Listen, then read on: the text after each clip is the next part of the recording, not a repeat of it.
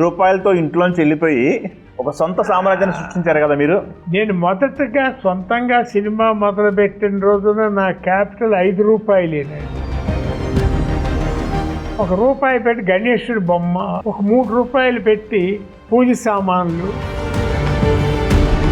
Cinema పంతులు గారని ఒక ఆయన ఉండేవాడిని, ఆయన వచ్చి పూజ చేశారు. ₹1 ఆయనకి ఇచ్చి నేను దీన్నే ₹100 కింద తీసుకుని వెళ్తున్నాను అని వెళ్ళాను. ఏమయ్యా సినిమా తెస్తావా, అంత డబ్బులు ఉన్నాయా నీ దగ్గర అన్నారు.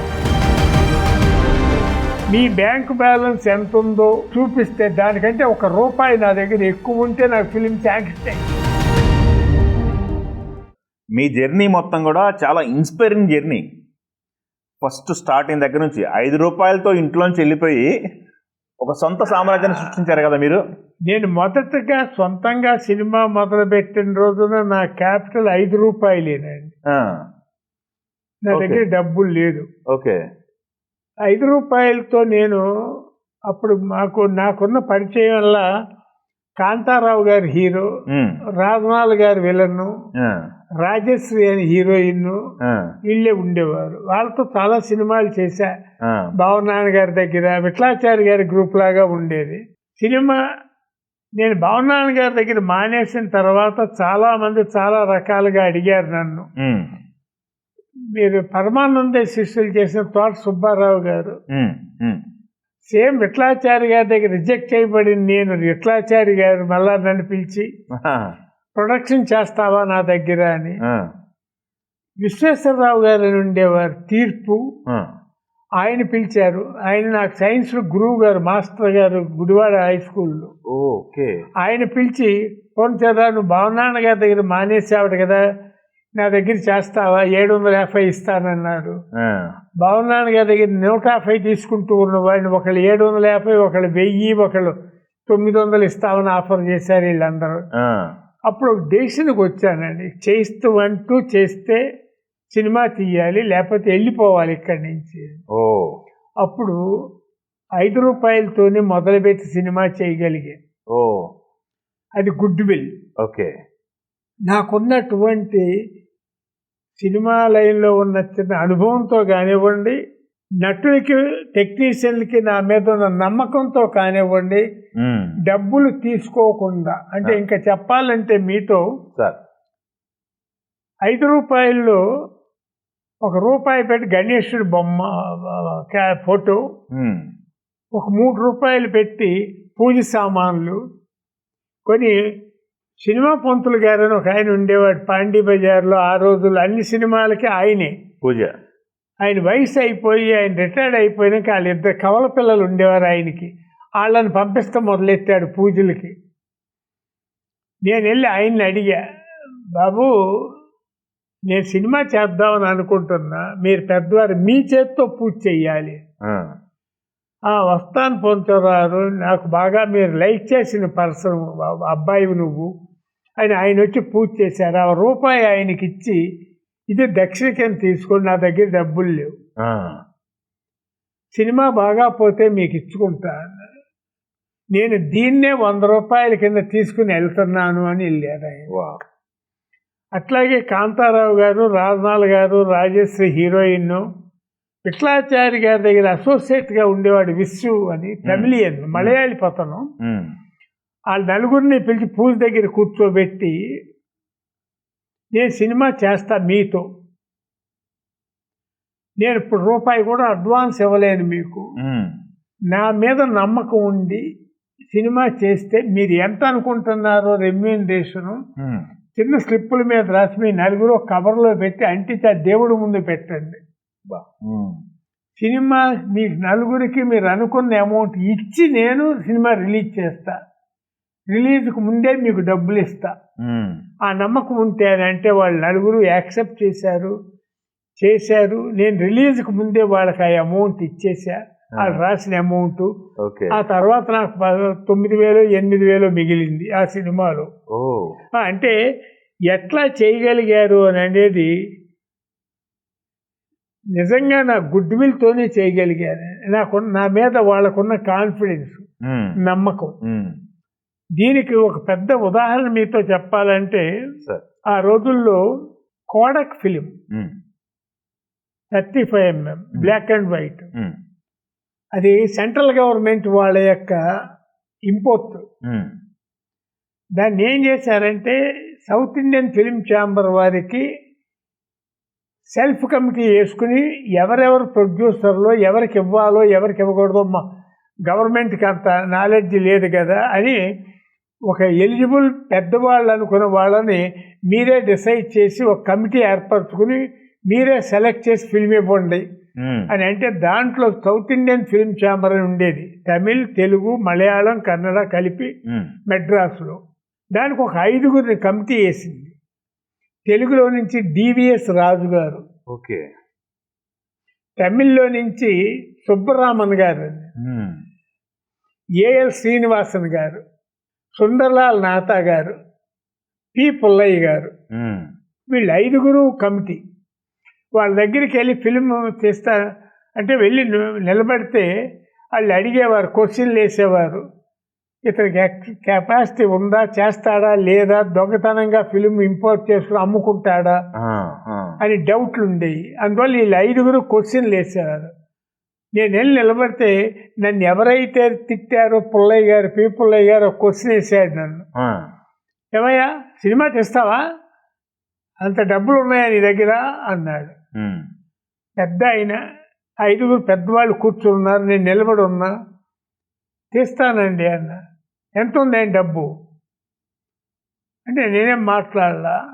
ఒక పని చేయి, బ్యాంకు పాస్బుక్ తీసుకురా, రేపు బ్యాంక్ నోట్ చేసి ఎంత ఉందో చూపిద్ది కానీ పాస్బుక్ తీసుకురా అన్న. కొంచెం కుర్రతనం కానివ్వండి, ఆయన నన్ను అప్పుడు తిట్టాడే అది మనసులో ఉందో ఏమో కానీ ఏమనుకోబాకండి పుల్లయ్య గారు, మీ బ్యాంక్ బ్యాలెన్స్ ఎంత ఉందో మీరు చూపిస్తే దానికంటే ₹1 నా దగ్గర ఎక్కువ ఉంటే నాకు ఫిలిం శాంక్షన్ అయ్యింది. హే ఏం మాట్లాడుతున్నావు అని కోపంగా లేచారు కుర్చీలోంచి. డివిఎస్ రాజు గారు, పుల్లయ్య గారు, ఆ అబ్బాయి గుడ్ విల్ ఉంది, బ్యాంక్ బ్యాలెన్స్తో ఇంపార్టెంట్ వద్దు, సినిమా చేయగలిగిన ఆ కుర్రాని గురించి నాకు బాగా తెలుసు అని నన్ను సపోర్ట్ చేసి ఫిలిం శాంక్షన్ చేశారు డివిఎస్ రాజు గారు. అందుకే నేను ఆయనకి ఎట్టా రీపే చేయగలుగుతా కృతజ్ఞత అని ఆయనకి ఒక సినిమా చేసి పెట్టా హిందీలో. ఆయన కావాలి పూర్ణచంద్ర, నేను కూడా ఒక హిందీ సినిమా చెయ్యాలి అని అంటే నా దగ్గర క్రాంతి కుమార్ గారు తీసినటువంటి న్యాయం కావాలి, దాని హిందీ రైట్స్ నేను కొనుక్కున్నా. ఎల్వి ప్రసాద్ గారిని డైరెక్ట్ చేయమని ఆ సబ్జెక్టు ఆయనకి ఇచ్చి హిందీలో ఆయనకి ముజే ఇన్సాఫ్ చాహియే అని ఆయనకి డివిఎస్ రాజు గారికి చేసి పెట్టా. పెట్టి కాకుండా చాలా చక్కటి ఒక మంచి ప్రాఫిట్తో ఆయనకి ఫిలిం చేసి బిజినెస్ చేసి ఇదండి నెట్ ప్రాఫిట్ అని ఆయన ముందు టేబుల్ మీద పెట్టిచ్చా. అది నేను ఆ విధంగా ఆయన రుణం తీర్చుకున్నాను అనుకుని ఫీల్ అవుతా. ఇంకొకటి ఏంటంటే నాకు డబ్బు సంపాదించాలి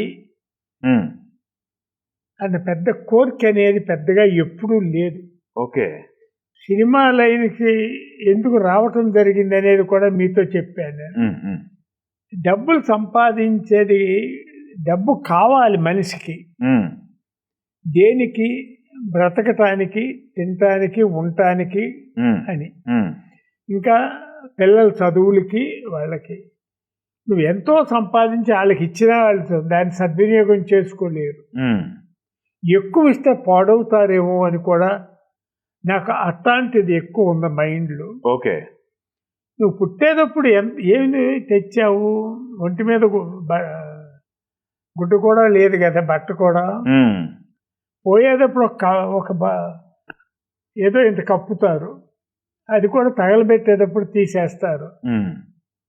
ఈ తాపత్రయం అంతా దేనికోసం?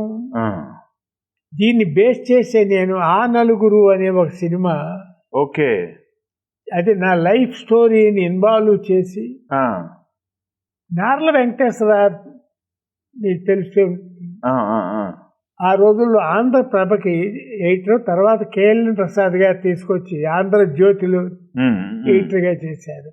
ఆయన జీవిత కథగా మార్చి దాన్ని నేను ఆ నలుగురు అని కథ రాశాను. ఓకే. అదే సినిమా. ఓకే.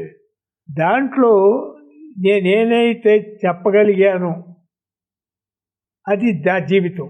ఓకే. చనిపోయిన తర్వాత మీ భార్య గమిడి దాకానే వస్తుంది, అది దాటి బయటికి రారు. ఫ్రెండ్స్ చుట్టాలు వాళ్ళు చాలామంది వస్తారు. బర్రె గ్రౌండ్కి క్యారీ చేస్తూ ఉంటే కొడుకు అనేవాడు ముందు కుండమ బొగ్గులు పట్టుకుని తలకొరుగు పెడతానికి వస్తాడు. బంధువులు వాళ్ళు మధ్యలో డిస్పర్స్ అయిపోతారు ఎక్కడాళ్ళు అక్కడ.